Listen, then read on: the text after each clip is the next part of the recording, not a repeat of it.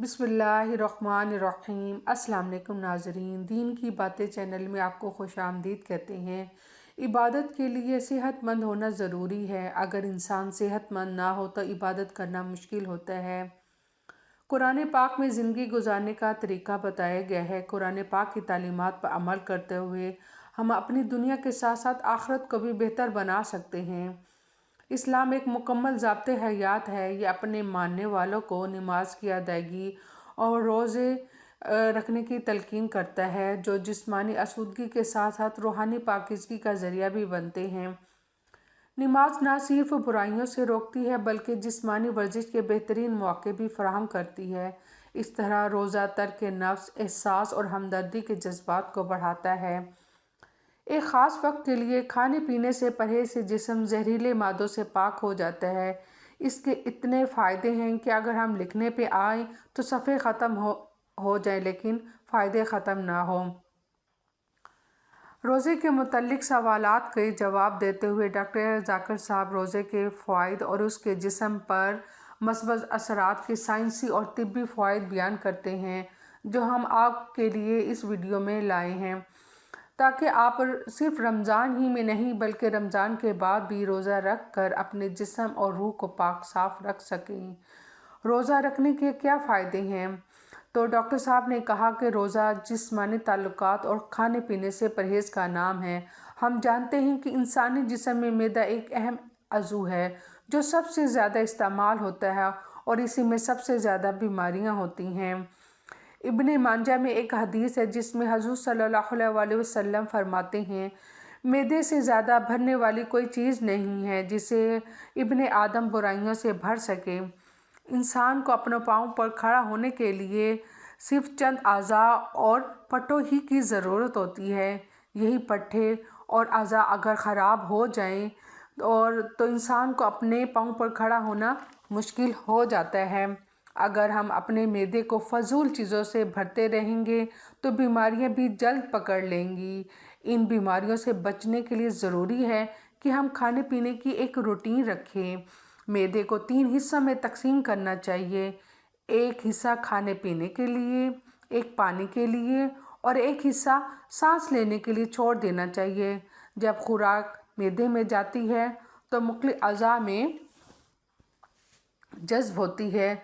जब हम रोज़ा रखते हैं तो इससे मैदे को आराम मिलता है और जिस्म में मौजूद जहरीला मवाद खारिज होना शुरू हो जाता है, जिससे हम मुख्तलिफ बीमारियों से निजात मिलती है। रोज़ा रखने से बहुत से तिब्बी फ़वाइद मिलते हैं। आज की साइंस तस्दीक करती है कि रोज़े से हम सिगरेट जैसी लत को भी छोड़ सकते हैं। रोज़ा रखने से खून में शुगर को कंट्रोल किया जा सकता है। ये कोलेस्ट्रॉल की सतह को भी कंट्रोल करता है, जो दिल को सेहतमंद बनाने में मददगार होता है। हर कोई चाहता है कि उसका वज़न कंट्रोल में रहे और वज़न को कम करने के लिए अपनी भूख को कंट्रोल करना चाहिए और रोज़ा इस भूख को कंट्रोल करने में मददगार साबित होता है। सूरत अहराफ में अल्लाह ताला फरमाते हैं, ए इब्ने आदम, मस्जिद में हाज़िरी के लिए अपना लिबास पहन लिया करो, खाओ पियो और हज से ना निकलो। बेशक अल्लाह ताला हज से निकलने वालों को पसंद नहीं करता। It enters the stomach. From the stomach, it gets digested, goes into the intestinal tract. Then the food nutrients enter the bloodstream and then goes to almost all the different organs of the body. And we realize that the stomach is working continuously throughout the life. It never gets any rest. When we fast, this stomach, which is a very delicate organ, though it's very delicate, it is a very complicated organ. It's delicate, at the same time it's very important. It keeps on working throughout the day. This organ, while we fast, when no food enters for several hours, it gets rest. And the toxins that are there in the body, they are removed, they are purged out. So fasting is a very good way that physically it's beneficial for the body. It removes all the toxins. नाजरीन, यहाँ पर मेज़बान ने सवाल किया कि रोज़े के ज़हनी क्या असरात होते हैं, तो डॉक्टर साहब ने इस सवाल का जवाब देते हुए कहा कि जहाँ तक इंसानी नफ्सियात का ताल्लुक़ है, रोज़ा रखने से इंसान का सब्र बढ़ता है, इंसान खुद अपनी तरबियत करता है, انسان نظم و ضبط کا پابند ہوتا ہے، انسان میں استقامت بڑھتی ہے، کیونکہ انسان جب اپنی بھوک کو کنٹرول کر سکتا ہے وہ سب کچھ کر سکتا ہے۔ روزہ انسان کو بہتر سے بہتر بنانے کی کوشش کرتا ہے۔ روزہ دل، روح اور جسم کی مرمت کرتا ہے۔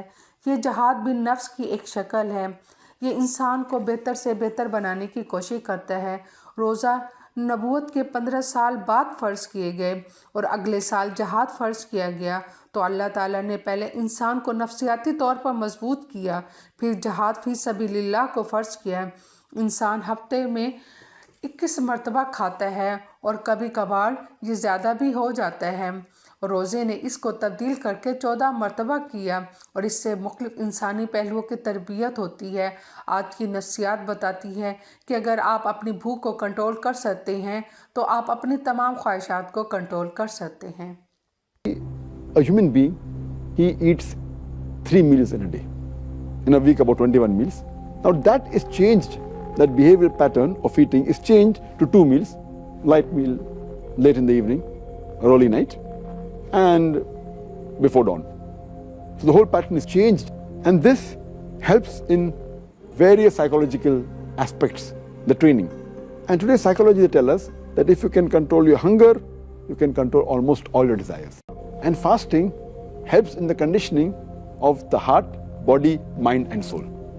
It improves the overall dimension of the human being. And fasting is a sort of training. It even helps in behavioral change. And changing a behavior is very difficult. A person who's used to a particular behavior, to change a person's behavior is very difficult. It is, as we say, that the best type of jihad is jihad fi nafs. That is, striving against your own soul. So to change the habits is one of the things which is most difficult, which fasting can do. And since jihad that is going in the battlefield is of utmost importance and required, if you cannot do jihad, if you cannot strive against your own soul, how can you strive against the enemy? ناظرین، آج کی video کے بارے میں آپ کا کیا خیال ہے؟ اگر آپ نے ہمارا چینل دین کی باتیں سبسکرائب نہیں کیا تو ابھی کر لیں، بیل آئیکن پر پریس کریں اور اپنا خیال رکھیے گا۔ خدا حافظ۔